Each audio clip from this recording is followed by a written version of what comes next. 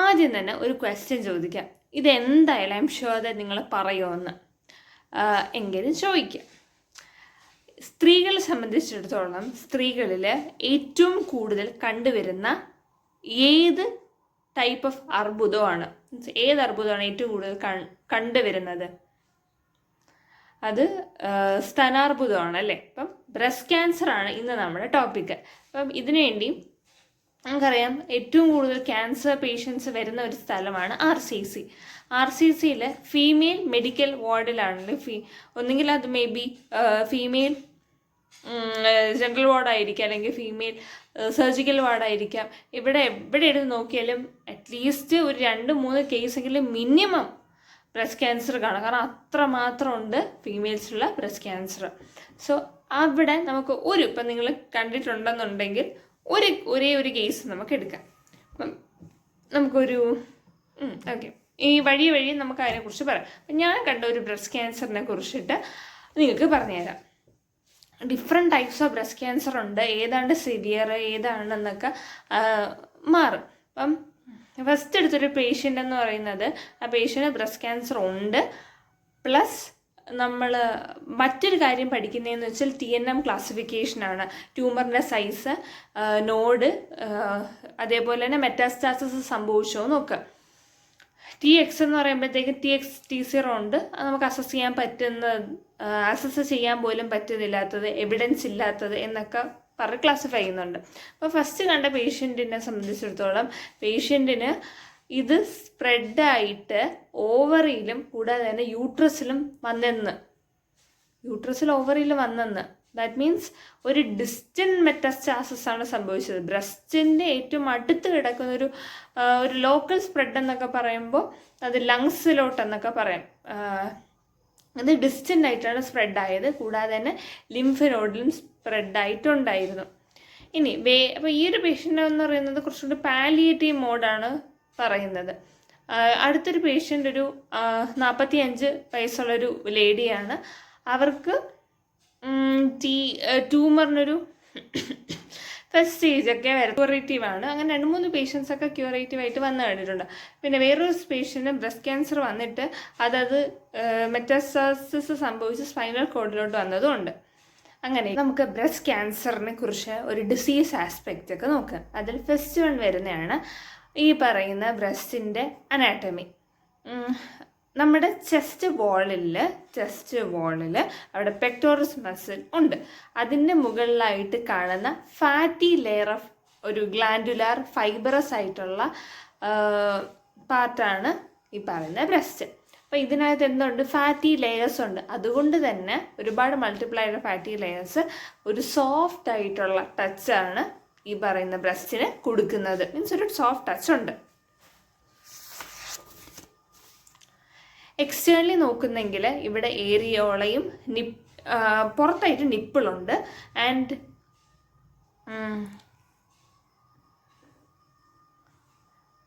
പുറമേ നോക്കുന്ന സമയത്ത് നമ്മുടെ ബ്രസ്റ്റിന് പുറമേ കാണുന്നതാണ് എന്തൊക്കെ?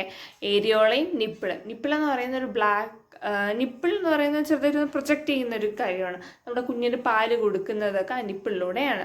ഇതിന് ചുറ്റും കാണുന്ന സറൗണ്ടിങ് ടിഷ്യൂസിൽ കാണുന്നതാണ് ഏരിയോള. ഇൻറ്റേർണൽ സ്ട്രക്ചർ എടുക്കുന്നെങ്കിൽ ലോബുണ്ട്, ലൊബ്യൂൾസ് ഉണ്ട്, ഡക്റ്റ് ഉണ്ട്. അപ്പോൾ ആദ്യം തന്നെ നമ്മൾ ഏരിയോളാർ. പിന്നെ ഇതിൻ്റെ ബ്ലഡ് സപ്ലൈ ഒക്കെ ഉണ്ട്, ആർട്ടറീസ് ഉണ്ട്, വെയിൻസ് ഉണ്ട്, ഓക്കെ, ഡ്രെയിനേജ് ഉണ്ട്, ആക്സിലറി ലിംഫ് നോഡുണ്ട്, then internal mammary lymph node, supraclavicular and infraclavicular നോഡൊക്കെ പ്രസൻ്റ് ആണ്. അപ്പം സുപ്രാക്ലാവിക്കുലാർ നോഡുണ്ട്, ഇൻഫ്രാക്ലാവിക്കുലാർ നോഡുണ്ട് പേഷ്യൻറ്റിന്. പിന്നെ ഇവിടെ ആക്സിലറി ലിംഫ് നോഡുണ്ട്, okay. Then innervations it is supplied by the intercostal nerves ആണ്, T3 to T5. ഫിസിയോളജി എടുത്ത് പറയുന്നെങ്കിൽ ഇത് ഒരുപാട് റോളുണ്ട്. അതായത് നമ്മുടെ ഒരു ഗ്രോത്ത് സ്റ്റേജിലൊക്കെ ആണെങ്കിൽ ബ്രസ്റ്റ് ഡെവലപ്മെൻ്റ് ആണ് അവിടെ സംഭവിക്കുന്നത്. ഈസ്ട്രജൻ്റെ സ്റ്റിമുലേഷൻ അവിടെ സംഭവിക്കുകയും ചെയ്യുന്നുണ്ട്.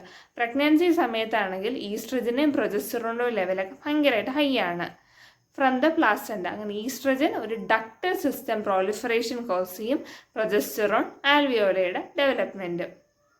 ഡെലിവറിക്ക് ശേഷമാണെങ്കിൽ ഈസ്ട്രജനും പ്രൊജസ്റ്ററോണും ഒരു ദ ലെവൽസ് ഡ്രോപ്പിൽ ഷാർപ്ലി പെട്ടെന്ന് തന്നെ അങ്ങ് കുറയുന്നുണ്ട്. ആൻഡ് പ്രൊലാക്റ്റിൻ ആണെങ്കിൽ മിൽക്ക് പ്രൊഡക്ഷൻ സ്റ്റിമുലേറ്റ് ചെയ്യും. ഓക്സിറ്റോസിൻ പോസ്റ്റീരിയർ പിറ്റ്യൂട്ടറി നിന്ന് ഓക്സിറ്റോസിനും റിലീസ്ഡ് ആവുന്നുണ്ട്.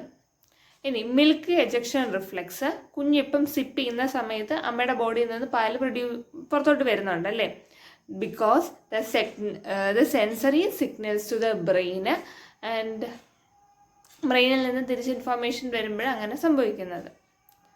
ആൻറ്റീരിയർ പിറ്റ്യൂട്ടറി ഉണ്ട്, ദാറ്റ് ഇസ് പ്രൊലാക്റ്റിൻ മിൽക്ക് പ്രൊഡക്ഷന്. പോസ്റ്റീരിയർ പിറ്റ്യൂട്ടറി ഓക്സിറ്റോസിൻ മിൽക്ക് എജക്ഷന് നടത്തുന്നുണ്ട്. Involution there is without regular suckling prolactin level falls. Basically പ്രഗ്നൻസിക്ക് മുമ്പ് റോളുണ്ട്. പ്രഗ്നൻസിയുടെ മുമ്പാണെങ്കിൽ ഒരു ഈസ്ട്രോജൻ ലെവലിനെ റെഗുലേറ്റ് ചെയ്യാൻ ഈസ്ട്രോജൻ ഉണ്ട്. ലോബ്യൂൾസും ആൽവിയോലയുടെ ഒക്കെ ഒരു ഡെവലപ്മെൻറ്റ് നടക്കുന്ന ടൈമാണ്. ദെൻ പ്രഗ്നൻസി സമയത്താണെങ്കിൽ ഈസ്ട്രോജനെ പ്രൊജസ്റ്ററോൺ ലെവൽ കൂടുന്നുണ്ട്. ബിക്കോസ് പ്രൊലാക്റ്റിൻ കൂടുന്നുണ്ടെങ്കിലും മിൽക്ക് പ്രൊഡക്ഷൻ അവിടെ സപ്രസ്ഡ് ആയിട്ട് വെച്ചേക്കുവാണ് during the pregnancy stage. Once ആ ഒരു ഡെലിവറി കഴിയുമ്പോഴത്തേക്കും മിൽക്ക് പ്രൊഡ്യൂസ് ചെയ്ത് തുടങ്ങുന്നുണ്ട്. അപ്പം ബ്രസ്റ്റിൻ്റെ ഒരു മെയിനായിട്ടുള്ള ഫങ്ഷൻ എന്ന് വെച്ചാൽ എന്താണ്, കുഞ്ഞിനത് പാല് കൊടുക്കുക എന്നുള്ള ഫങ്ഷനാണ് മെയിനായിട്ട് പറയുന്നത്. ഇനി ബ്രസ്റ്റ് ക്യാൻസർ, അതെന്താ, ബ്രസ്റ്റ് എന്താണെന്ന് പറഞ്ഞു, ബ്രസ്റ്റ് എവിടെയാണ് ഇരിക്കുന്നത്, എന്താണ് അതിൻ്റെ ഫിസിയോളജി എന്നൊക്കെ പറഞ്ഞു. ബ്രസ്റ്റ് ക്യാൻസർ എന്ന് വെച്ചാൽ ബ്രസ്റ്റ് ക്യാൻസർ ഈ പറയുന്ന ഫാറ്റി ലെയർ ഉണ്ടല്ലോ, അപ്പം uncontrolled growth of breast cells അങ്ങനെ ക്രമാതീതമായിട്ട് അങ്ങനെ ഗ്രോ ചെയ്തുകൊണ്ടേ ഇരിക്കുക. പ്രോപ്പറായിട്ടൊന്ന് മെച്ചുവേർഡ് ആയതിന് പകരം ഇംമെച്ചുവർ സ്റ്റേജിൽ തന്നെ ഒരുപാടെണ്ണം ഉണ്ടാക്കിക്കൊണ്ടിരിക്കുക ചെയ്യുന്നത്. ഇത് പറയുന്നത് malignant cells that have developed from the cells in the breast. പൊതുവെ ഈ പറയുന്ന ബ്രസ്റ്റ് ക്യാൻസർ തുടങ്ങുന്നത് ലൊബ്യൂൾസിൽ നിന്നാണ്. ഇതാണ് മിൽക്ക് പ്രൊഡ്യൂസിങ് ഗ്ലാൻസ് അഥവാ duct. The passage drain the milk from the lobules to nipples. അപ്പം ലൊബ്യൂളിൽ നിന്നാണ് നിപ്പിളിലോട്ട് മിൽക്ക് പ്രൊഡ്യൂസ് ആവുന്നത്. ആ ലൊബ്യൂളിനാണ് ഒട്ടുമിക്ക സമയത്തും പ്രശ്നം ഉണ്ടാവുന്നത്. ഇൻസിഡൻസ് ഗ്ലോബലി നോക്കുന്നെങ്കിൽ 2.3 മില്യൺ പുതിയ കേസസ് ആണ് വരുന്നത്. ഓക്കെ, പുതിയ കേസ് 2.3 മില്യൺ. എറ്റിയോളജി പറയുന്നെങ്കിൽ ഫസ്റ്റ് വരുന്നതാണ് genetic factors. Breast cancer BRCA1 BRCA2, breast cancer 1 breast cancer 2 breast cancer അത് മ്യൂട്ടേഷൻ സംഭവിക്കുന്നുണ്ട്. പിന്നെ ഇൻഹെറിറ്റഡ് ജീൻ മ്യൂട്ടേഷന് ഒക്കെ. പിന്നെ ഹോർമോണൽ ഫാക്ടേഴ്സ് എന്ന് പറയുന്നത് പ്രൊലോങ്ഡ് ആയിട്ടുള്ള ഈസ്ട്രജൻ എക്സ്പോഷർ കാരണം വരാം. പിന്നെ നേരത്തെ പീരീഡ്സ് ആവുന്നവർക്ക്, ഏർലി മെനാർക്ക്, പതുക്കെ പീരീഡ്സ് എൻഡ് ചെയ്യുന്നവർക്ക്, അതായത് ലേറ്റ് മെനോപോസ്. പിന്നെ പ്രഗ്നൻസിയെ ആവുന്നില്ലാത്തവർക്ക്, പ്രഗ്നൻസി ആവുന്നത് തന്നെ 30 വയസ്സിന് ശേഷമായിട്ടുള്ളവർക്ക്. ദെൻ ഹോർമോണൽ റീപ്ലേസ്മെൻറ്റ് തെറാപ്പി, കൂടാതെ തന്നെ ഓറൽ കോൺട്രാസെപ്റ്റീവ്സിൻ്റെ യൂസും കൊണ്ടാണ്. സോ ബ്രസ്റ്റ് ക്യാൻസറിൻ്റെ പ്രധാനപ്പെട്ട എറ്റിയോളജി ആയിട്ട് പറയുന്നത് BRCA1 BRCA2 ആണ്. ഹോർമോണൽ ഫാക്ടേഴ്സ്, ഇപ്പം ഒരാൾ നമ്മളത് ക്വസ്റ്റ്യൻ ചോദിച്ചു എന്താണ് പ്രധാനപ്പെട്ട റീസൺസ്. BRCA1 ഉണ്ട്, BRCA2 ഉണ്ട്. പിന്നെ early menarche, late menopause, first delivery after 30 years, or my no delivery, കുഞ്ഞ് മേ ബി അമ്മ കുഞ്ഞിന് പാല് കൊടുക്കാത്തത് റീസണാണ്. ദെൻ ആൽക്കഹോൾ ഉപയോഗിക്കുന്നത് ഒരുപാട് ഒബിസിറ്റി ഉള്ള ആളുകൾക്ക്. പിന്നെ ബ്രസ്റ്റ് ക്യാൻസർ ഫീമെയിൽസിനാണ് വരുന്നത്, പക്ഷേ മെയിൽസിന് വന്നിട്ടുള്ളതായിട്ടും റിപ്പോർട്ട് ചെയ്യപ്പെട്ടിട്ടുണ്ട്. ഓക്കെ, ദെൻ അടുത്ത റിസ്ക് ഫാക്ടേഴ്സ് എന്ന് പറയുന്നത് നോൺ മോഡിഫൈഡ് റിസ്ക് ഫാക്ടേഴ്സും ഉണ്ട്, മോഡിഫയബിൾ ആയിട്ടുള്ള റിസ്ക് ഫാക്ടേഴ്സും ഉണ്ട്. നോൺ മോഡിഫയബിൾ, ഇനി എനിക്ക് മോഡിഫൈ ചെയ്യാൻ പറ്റാത്തൊരു കാര്യം എന്ന് വെച്ചാൽ ഏജാണ്. 50 വയസ്സ് കഴിയുന്ന സ്ത്രീകൾക്കാണ് ഇത് കൂടുതലും കണ്ടുവരുന്നത്. ജെൻഡർ ഏതാണ്? ഫീമെയിൽസിനാണ് കൂടുതലും സീൻ ചെയ്യുന്നത്. അപ്പോൾ ജെൻഡർ, ഏജ്, പിന്നെ ഫാമിലി ഹിസ്റ്ററി. കുടുംബത്തിൽ അമ്മയ്ക്കോ സഹോദരിക്കോ മകൾക്കോ ഒക്കെ ഉണ്ടെന്നുണ്ടെങ്കിൽ there is A chance of breast cancer. Okay, ഇതൊക്കെ നോൺ മോഡിഫയബിൾ ആയിട്ടുള്ള റിസ്ക് ഫാക്ടേഴ്സ് ആണ്. അപ്പം പറയാം, ഏജ്, ജെൻഡർ, എൻ്റെ പ്രായം ഒരു കാരണമാണ്, എൻ്റെ ഒരു ജെൻഡർ ഏതാണെന്ന്, ദെൻ ഫാമിലിയിൽ വീട്ടിൽ ആർക്കെങ്കിലും ഉണ്ടോ എന്ന് നോക്കുക, പിന്നെ ബ്രസ്റ്റ് ഫീഡിങ് ചെയ്യാത്തതൊരു പ്രശ്നമാണ്, അമിതമായിട്ട് സ്മോക്ക് ചെയ്യുന്നത് കൊണ്ട് വരാം. ഇതൊക്കെ ഒരു സ്മോക്കിംഗ് എല്ലാം മോഡിഫയബിൾ ആയിട്ടുള്ള റിസ്ക് ഫാക്ടേഴ്സാണ്. മോഡിഫയബിൾ മീൻസ് നമ്മളത് കുറയ്ക്കാനായിട്ട് നമുക്ക് സാധിക്കും ഒക്കെ. പക്ഷെ പ്രായവും ജെൻഡറും അതും ഫാമിലി ഹിസ്റ്ററി ഒന്നും മാറ്റാനായിട്ട് പറ്റില്ലല്ലോ. Then lack of physical activities, early menarche മെനോപോസും വരുന്നുണ്ട്. അടുത്തയാണ് എൻ്റെ പത്തോഫിസിയോളജി. നമ്മുടെ ലിംഫിക് സിസ്റ്റത്തിനകത്ത് ലിംഫ് നോഡ്സും ലിംഫ് വെസൽസും ലിംഫ് ഫ്ലൂയിഡ്സ് ഒക്കെ പ്രസൻ്റ് ആണ്. ബ്രസ്റ്റ് ക്യാൻസർ സെൽസ് ഇത് ലിംഫ് വെസൽസിലൂടെ ഒന്നുകിൽ എൻ്റർ ചെയ്യാം, എന്നിട്ട് ലിംഫ് നോഡ്സിൽ അവിടെ വെച്ചിട്ട് വളരാം. അതാണ് നമ്മൾ TNM ക്ലാസിഫിക്കേഷനിൽ റീജിയണൽ ലിംഫ് നോഡ് ഒക്കെ നോക്കുന്നത്. ആക്സിലറി ലിംഫ് നോഡുണ്ട്, സൂപ്രാക്ലാവിക്കുലാർ, ഇൻഫ്രാക്ലാവിക്കുലാർ ഒക്കെ ഉണ്ട്. ഈ cancerous cells metastasis to the lymph node under the arms, mainly axillary നോഡിൽ ഈ ക്യാൻസറസ് സെൽസ് ലിംഫ് നോഡിലോട്ട് പോയിട്ട് it's around the collar bones, then ചെസ്റ്റിൻ്റെ അവിടെ വെച്ചിട്ട് ഇരുന്ന് സ്പ്രെഡ് ആവും near the breast bone. Internal mammary lymph nodes ഉണ്ട് and it causes breast cancer. അടുത്തയാണ് ഇതിൻ്റെ ക്ലിനിക്കൽ മാനിഫെസ്റ്റേഷൻ. സോ ഫസ്റ്റ് വണ്ണായിട്ട് പറയുന്നത് ബ്രസ്റ്റ് ലംബ്, ആ ഒരു മുഴ പോലെ നമുക്ക് അനുഭവപ്പെടാം. സോ മുഴ പോലെ വരാം, പിന്നെ അവിടെ സ്കിൻ ചേഞ്ചസ് ഉണ്ടാവാം, മേ ബി ചിലപ്പം പെയിൻ ഉണ്ടാവാം. പിന്നെ നിപ്പിൾസ് നോക്കുന്നെങ്കിൽ റിട്രാക്റ്റഡ് ആയിട്ട് കാണുന്നത്. അപ്പം ഞാൻ ഒരു ഫീമെയിലിൽ എക്സാമിൻ ചെയ്യുന്ന സമയത്ത് അവരുടെ ലെഫ്റ്റ് ബ്രസ്റ്റിനായിരുന്നു കുഴപ്പം.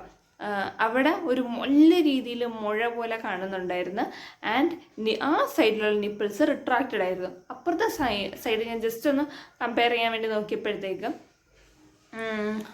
ആ സൈഡിൽ നിപ്പിൾസ് വെയർ നോർമൽ ആൻഡ് പ്രത്യേകിച്ച് ഒരു ഇൻഫ്ലമേഷൻ ഒന്നും കാണുന്നില്ലായിരുന്നു. ഇനി അപ്പം അവിടെ ഇൻവേർഷൻ സംഭവിക്കാം, ഡിസ്ചാർജ് ഉണ്ടാവാം and crushing of lacking around the skin. പിന്നെ ബ്രസ്റ്റ് സൈസിൻ്റെ കാര്യം, അത് അങ്ങനെ വരണമെന്നൊന്നും നോട്ട് ദാറ്റ് വരണം നിർബന്ധമൊന്നുമില്ല. ഇപ്പോഴും പറയാനുള്ള കാര്യങ്ങൾ സ്വെല്ലിങ്, പിന്നെ ഓറഞ്ച് പീൽ ഒരു അപ്പിയറൻസ് വരാം, then nipples retracted inside, may be axillary lymph node, ഇപ്പം ബ്രസ്റ്റിൻ്റെ കേസാണെങ്കിൽ സുപ്രാ സ്കാപ്പുലർ, ഇൻഫ്ലാ സ്കാപ്പുലർ, പിന്നെ ആക്സിലറി ലിംഫ് നോഡൊക്കെയാണ് കാണാൻ സാധിക്കുന്നത്. മേ ബി പെയിൻ വരാം. ബ്രസ്റ്റ് സൈസ് വെരി റെയർലി സംഭവിക്കാം. അഡ്വാൻസ്ഡ് സ്റ്റേജ് ഒക്കെ ആണെന്നുണ്ടെങ്കിൽ അൾസറേഷൻസ്, ബോൺ പെയിന്, എല്ലിലോട്ട് പോകുന്നത് ആൻഡ് ഈവൻ വെയിറ്റ് ലോസ്, ഫെറ്റീക്കിലോട്ടൊക്കെ വരാം. ഡയഗ്നോസ് ചെയ്യാൻ വേണ്ടി ചെയ്യുന്നത് മാമോഗ്രാം ആണ്. മാമോഗ്രഫി എന്ന് പറയുന്നത് ഒരു പ്ലേറ്റ് ഉണ്ട്, അതിൻ്റെ മേളിൽ ബ്രസ്റ്റ് വെച്ചിട്ട് എക്സാമിൻ ചെയ്യുന്നത്. അപ്പം ബ്രസ്റ്റിൻ്റെ സൈസ് ജസ്റ്റ് 1.25 × 4.5 × 5.7 അങ്ങനെ സെൻറ്റിമീറ്ററിലൊക്കെ പറയും. അടുത്തയാണ് CT സ്കാന്. CT സ്കാന് നമുക്ക് ഏത് സ്റ്റേജ് ഓഫ് മെറ്റസ്റ്റാസിസ് ആണുള്ളതെന്ന് മനസ്സിലാക്കാനായിട്ട് പറ്റും. അടുത്തയാണ് അൾട്രാസൗണ്ട്. അൾട്രാസൗണ്ടിനകത്ത് ലിവറിലാണെങ്കിൽ പ്രത്യേകിച്ച് ഫോക്കലി അൾട്രാസൗണ്ടിനകത്ത് ലിവർ പറയാം, കിഡ്നി പറയാം, യൂട്രസ് പറയാമൊക്കെ. പിന്നെ നമുക്ക് പെറ്റ് സ്കാൻ ചെയ്യാം, പോസിട്രോൺ എമിഷൻ ടോമോഗ്രഫി ടെസ്റ്റ് ചെയ്യാം. ദെൻ അടുത്തത് ഫാർമക്കോളജിക്കൽ മാനേജ്മെൻ്റ് ആണ്. ബ്രസ്റ്റ് ക്യാൻസർ വരുന്ന പേഷ്യൻറ്റിന് നമ്മൾ കീമോതെറാപ്പി കൊടുക്കാറുണ്ട്. ഇതിന് അഡ്ജുവൻ്റ് ആയിട്ട് സർജിക്കൽ മാനേജ്മെൻറ്റ്, അതായത് ഒട്ടുമിക്ക കേസിലും കണ്ടുവരുന്നത് 3 എണ്ണം: സർജിക്കൽ മാനേജ്മെൻറ്റ്, റേഡിയേഷനും കീമോതെറാപ്പിയുമാണ്. ഇതിനകത്ത് വരുന്ന ഡ്രഗുകൾ സൈക്ലോഫോസ്ഫമൈഡ്, ഡോക്സോറുബിസിൻ, പാസ്ലിറ്റെക്സൽ, ഓക്സിറ്റെക്സൽ, ഫ്ലൂറോവിറാസിൽ, കാർബോപ്ലാറ്റിൻ ഒക്കെയാണ്. പിന്നെ ഹോർമോണൽ എൻഡോക്രൈൻ തെറാപ്പി ഉണ്ട് ആൻഡ് ടാർഗറ്റഡ് തെറാപ്പിയും പ്രസൻ്റ് ആണ്. ഇമ്മ്യൂണോതെറാപ്പി നമ്മൾ ട്രിപ്പിൾ നെഗറ്റീവ് ബ്രസ്റ്റ് ക്യാൻസർ TNBCയിൽ യൂസ് ചെയ്യുന്നുണ്ട് വിത്ത് PD-L1 റിസെപ്റ്റേഴ്സ്. പിന്നെ ബോൺ മോഡിഫയിങ് ഏജൻറ്റ്, കാരണം ബോൺ മെറ്റസ്റ്റാസിസ് ഒക്കെ ഉണ്ടെന്നുണ്ടെങ്കിൽ നമ്മൾ ആ ഒരു ടെക്നിക്കാണ് ഉപയോഗിക്കുന്നത്. ഇനി നോൺ ഫാർമക്കോളജിക്കൽ മാനേജ്മെൻറ്റ് വരുമ്പോൾ റേഡിയേഷൻ തെറാപ്പി ഉണ്ട്, നമുക്ക് പേഷ്യൻ്റെ സൈക്കോളജിക്കലി സപ്പോർട്ട് കൊടുക്കാം ഒക്കെ ചെയ്യാം. ഇനി വരുന്നത് ഡ്രഗ്സ്. പിന്നെ ഇവിടെ പറയുന്ന ഡയറ്ററി മാനേജ്മെൻ്റ് എന്ന് വെച്ചാൽ നല്ല രീതിയിൽ ഫ്രൂട്ട്സ് വെജിറ്റബിൾസ് ഒക്കെ കഴിക്കുക. കാരണം നമ്മളിപ്പോൾ ഓൾറെഡി കീമോതെറാപ്പി എടുക്കുന്നു എന്നുണ്ടെങ്കിൽ നമ്മൾ പേഷ്യൻസിന് ഒന്നും കഴിക്കാതെയും കൂടി ഇരുന്ന് കഴിഞ്ഞാൽ ഭയങ്കര ബുദ്ധിമുട്ടായിരിക്കും. ആൻഡ് ഡയബറ്റിക് പേഷ്യൻ്റ് ആണെന്നുണ്ടെങ്കിൽ എന്തെങ്കിലും കഴിക്കുന്നതിന് മുമ്പ് ഡോക്ടറെ ഒരു ഡയറ്റീഷ്യനെ കണ്ടിട്ട് വേണം കഴിക്കാനായിട്ടുള്ളത്. ഓക്കെ, ലീൻ പ്രോട്ടീൻസ് കഴിക്കാം, ഓട്സ് കഴിക്കാം. അപ്പോൾ ചില പേഷ്യൻസിനൊന്നും ബാക്കി ഫുഡൊന്നും കഴിക്കാൻ പറ്റില്ല, പാടാണെന്നുണ്ടെങ്കിൽ ഓട്സ് പോവാം. ഹെൽത്തി ഫാറ്റ് കഴിക്കാം, പിന്നെ ഹൈഡ്രേറ്റഡ് ആവാം, പിന്നെ കൂടുതൽ ക്രൂസിഫറസ് കഴിക്കാം, ഗ്രീൻ ലീഫി വെജിറ്റബിൾസ് കൂടുതൽ ഇൻക്ലൂഡ് ചെയ്യാം, പിന്നെ നല്ല ഫൈബർ റിച്ച് ആയിട്ടുള്ള വെജിറ്റബിൾസ് ഇൻക്ലൂഡ് ചെയ്യാവുന്നതാണ്. സർജിക്കൽ മാനേജ്മെൻ്റ് ആയിട്ട് പറയുന്നത് നമുക്ക് ബ്രസ്റ്റ് റിമൂവലാണ്, മാസ്റ്റെക്ടമി. പിന്നെ ബ്രസ്റ്റ് കൺസേർവിങ് സർജറീസ് ഉണ്ട്, BCS, ബ്രസ്റ്റ് കൺസേർവിങ് സർജറീസ്. പിന്നെ പേഷ്യൻ്റ് ഫിസിക്കൽ തെറാപ്പി കൊടുക്കാം, ദെൻ കൂടുതൽ കോംപ്ലിമെൻ്ററി തെറാപ്പീസ് കൊടുക്കാം. ദെൻ കോംപ്ലിക്കേഷൻ ആയിട്ട് വരുന്നതെന്ന് വെച്ചാൽ ട്യൂമർ അൾസറേഷൻസ് വരാം, ലിംഫ് എഡിമ ഉണ്ടാവാം, ബ്രസ്റ്റ് ഡിഫോമിറ്റീസ് ഉണ്ടാവാം, ദെൻ ആക്സിലറി ലിംഫ് നോഡിലോട്ടുള്ള മെറ്റാസ്റ്റാസിസ് നടക്കാം മേ ബി. സിസ്റ്റമിക് വൈസ് ആണെങ്കിലും അടുത്തുള്ള ഓർഗൻസിനൊക്കെ അഫക്റ്റ് ചെയ്യും. ബേസിക്കലി അടുത്ത് ദൂരെ അങ്ങനെയൊന്നുമല്ല, മെറ്റാസ്റ്റാസിസ് സംഭവിക്കുക നമ്മുടെ ലിംഫ് നോഡിന് ബുദ്ധിമുട്ടുണ്ടാക്കുക, പിന്നെ അടുത്തുള്ള ലങ്സിന്, ലിവറിന്, കിഡ്നിക്ക് ബുദ്ധിമുട്ട് വരാം, ഈവൻ സ്പ്രെഡ് ചെയ്ത് യൂട്രസിലോട്ട് പോകാം, ഫെലോ ഓവറിലോട്ട് പോകാം, അങ്ങനത്തെ കോംപ്ലിക്കേഷൻസ് ഒക്കെ ഉണ്ട്. നമ്മളിപ്പോൾ നഴ്സിംഗ് ഡയഗ്നോസ് ആയിട്ട് പറയുന്നത് പേഷ്യൻ്റ് പെയിൻ ഉണ്ടെങ്കിൽ അക്യൂട്ട് പെയിൻ പറയാം. പേഷ്യൻറ്റിൻ്റെ സ്കിൻ ഇൻറ്റഗ്രിറ്റിക്ക് ബുദ്ധിമുട്ടുണ്ടാവുമെങ്കിൽ impaired skin integrity related to surgical incision as evidence by swelling and limited movement പറയാം. പെയിൻ ഉണ്ടെങ്കിൽ അക്യൂട്ട് പെയിന്. Okay, excessive anxiety related to treatment outcome as evidenced by discomfort and restlessness, health literacy പറയുന്നെങ്കിൽ അത് പറയാം. Okay, ഒരു health എഡ്യൂക്കേഷനായിട്ട് പറയുന്നത് നല്ല രീതിയിൽ food കഴിക്കുക, നല്ല ഫ്രൂട്ട്സ് വെജിറ്റബിൾസ്, ഇമ്മ്യൂൺ സിസ്റ്റത്തിനെ എൻഹാൻസ് ചെയ്യുന്ന ഫുഡൊക്കെ കഴിക്കുക. പിന്നെ ജങ്ക് ആയിട്ടുള്ള ഫുഡുകളൊക്കെ മാക്സിമം അവോയ്ഡ് ചെയ്യാനായിട്ട് ശ്രമിക്കണം. പിന്നെ എക്സസൈസ് ചെയ്യുന്നത് പേഷ്യൻറ്റിന് തന്നെ നമ്മൾ സ്ക്വീസ് ചെയ്യാൻ പറ്റുന്ന ബോളൊക്കെ ഉണ്ടല്ലോ, ആ ബോളൊക്കെ കൊണ്ട് എക്സസൈസ് ചെയ്യിപ്പിക്കുക. പിന്നെ തോർത്തൊക്കെ ഇങ്ങനെ പൊക്കുന്ന ടൈപ്പ് ഓഫ് എക്സസൈസുകൾ, അത് ഡോക്ടർ പറയുന്ന അനുസരിച്ചാണ് എക്സസൈസൊക്കെ ചെയ്യേണ്ടത്. പിന്നെ മെഡിക്കേഷൻ ആണെങ്കിൽ കൃത്യസമയത്ത് കഴിക്കാനായിട്ട് ശ്രമിക്കണം. പിന്നെ കീമോതെറാപ്പി എടുക്കുന്ന പേഷ്യൻ്റ് ആണെങ്കിൽ പിന്നെ ആ പറയുന്ന ഡോസ് ദിവസം തന്നെ വന്ന് എടുക്കാനായിട്ടൊക്കെ ശ്രമിക്കണം. പിന്നെ ഹൈജീന്, ഇപ്പം ഒരു ബ്രസ്റ്റ് സർജിക്കൽ സൈറ്റൊക്കെ നല്ല ക്ലീൻ ആയിട്ട് വയ്ക്കുക, ലൂക്കോം വാട്ടർ ഉപയോഗിച്ച് കഴുകുക. ദെൻ ഡിസ്ചാർജ് അഡ്വൈസ് ആയിട്ട് പറയുന്നത് കൃത്യമായിട്ട് ഫോളോ അപ്പ് ചെയ്യണം. പിന്നെ സർജറി കഴിഞ്ഞിട്ട് പേഷ്യൻ്റ് ആണെങ്കിൽ ഇൻസെൻറ്റീവ് സ്പൈറോമെട്രി ഉപയോഗിക്കാം. ഓക്കെ, പിന്നെ പേഷ്യൻ്റ് ടെൻസ്ഡ് ആവാതെ ഇനി എങ്ങനെയാണ് ഒരു ഒക്യുപേഷണൽ റീഹാബിലിറ്റൈസേഷനും അങ്ങനത്തെ ഫിസിക്കലായിട്ടുള്ള റീഹാബിലിറ്റൈസേഷൻ അതൊക്കെ പറഞ്ഞു കൊടുക്കാനായിട്ട് ശ്രമിക്കണം. ഇത്രയും കാര്യങ്ങളാണ് ഇതിനകത്ത് ഉള്ളത്. ഐ ഹോപ്പ് ദാറ്റ് കുറേ കാര്യങ്ങൾ ക്ലിയർ ആണെന്നുള്ളതെന്ന്. അടുത്ത വീഡിയോ ആയിട്ട് വീണ്ടും വരാം.